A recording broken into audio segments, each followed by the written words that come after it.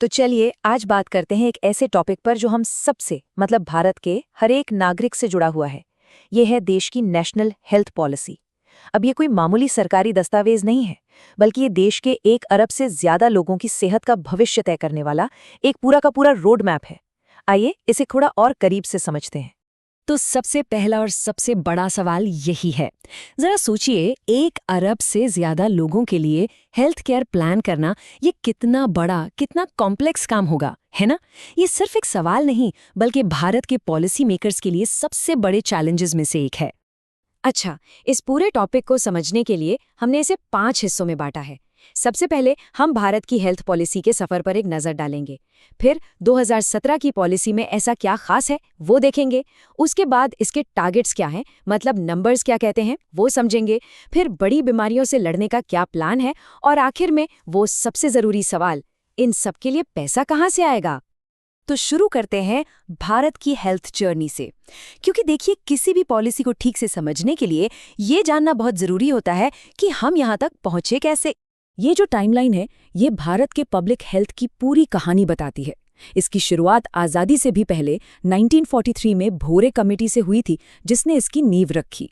फिर आई 1983 में देश की पहली नेशनल हेल्थ पॉलिसी। उसके बाद 2002 में दूसरी, और फिर 2017 में आई अब तक की सबसे एम्बिशियस पॉलिसी। हर एक पॉलिसी देश की बदलती ज़रूरतों के हिसाब से एक नया कदम था। चलिए आज सीधे आते हैं आज के हमारे मेन फोकस पर, यानी 2017 की नेशनल हेल्थ पॉलिसी। और ये सिर्फ एक अपडेट नहीं है, बल्कि हेल्थ को लेकर एक पूरी तरह से नई सोच, एक नई विजन है। इस पॉलिसी का जो दिल है वो एक बहुत ही सिंपल लेकिन पावरफुल आइडिया है। हर भारतीय को क्वालिटी वाली, अफोर्डेबल और यूनिवर्सल हेल्थ केयर मिले। मतलब साफ है, इलाज किसी की पहुंच पर नहीं, बल्कि सबके अधिकार पर निर्भर होना चाहिए। अब इतने बड़े आइडिया को जमीन पर उतारने के लिए कुछ मजबूत सिद्धांत भी चाहिए, है ना? तो ये पॉलिसी कुछ ऐसे ही गाइडिंग प्रिंसिपल्स पर बनी है, जैसे कि इक्विटी यानी अमीर गरीब सबको बराबर इलाज, अफोर्डेबिलिटी यानी इलाज इतना महंगा ना हो कि कोई करा ही ना पाए, और यूनिवर्सैलिटी मतलब देश के हर कोने में हेल्थ केयर पहुंचे। ये सिर्फ शब्द नहीं है, ये एक वादा है।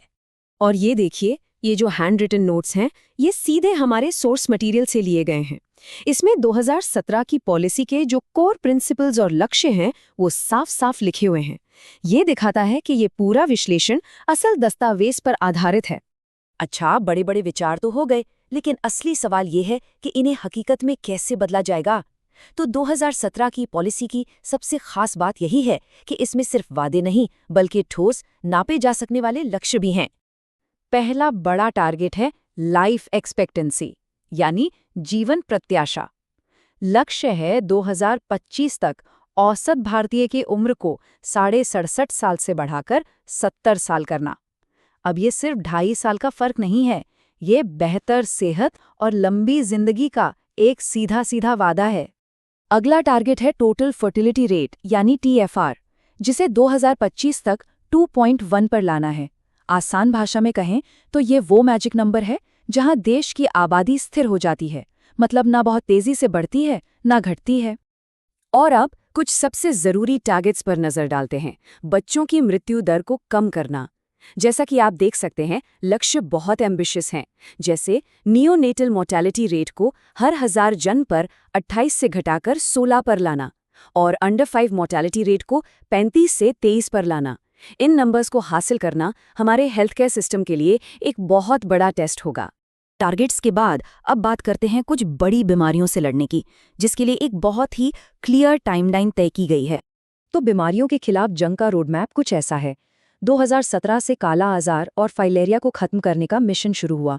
2018 में लेप्रेसी यानी कुष्ठ रोग का टारगेट था, 2020 में HIV एड्स के लिए, और 2025 तक TB को एक पब्लिक हेल्थ प्रॉब्लम के तौर पर खत्म करने का लक्ष्य है। ये एक बहुत ही साफ और हिम्मत वाला प्लान है। लेकिन इतने बड़े बड़े प्लान्स, एम्बिशियस टारगेट्स, इन सब के बीच हमेशा की तरह सबसे बड़ा सवाल यही उठता है कि पैसा कहाँ से आएगा। तो इसका जवाब इस चार्ट में है। सरकार ने पब्लिक हेल्थ पर अपने खर्च को GDP के 1.15% से बढ़ाकर 2025 तक 2.5% करने का लक्ष्य रखा है। मतलब खर्च को 2 गुना से भी ज्यादा करना। ये एक बहुत बड़ा फाइनेंशियल कमिटमेंट है। और इसका सीधा असर आम लोगों पर पड़ेगा। पॉलिसी का एक और बहुत जरूरी लक्ष्य है लोगों का आउट ऑफ पॉकेट खर्च कम करना, यानी वो पैसा जो इलाज के लिए अपनी जेब से जाता है। इसका मतलब ये है कि इलाज की वजह से किसी को अपनी जमा पूंजी या घर-बार बेचने की नौबत नहीं आनी चाहिए। तो विजन क्लियर है, टारगेट्स भी काफी एम्बिशियस हैं और एक फाइनेंशियल प्लान भी सामने है। लेकिन असली सवाल तो अब शुरू होता है। इस पूरे हेल्थ ट्रांसफॉर्मेशन को हकीकत में बदलने के लिए जमीन पर असल में क्या-क्या करने की जरूरत होगी? ये एक ऐसा सवाल है जो हम सबको सोचना चाहिए।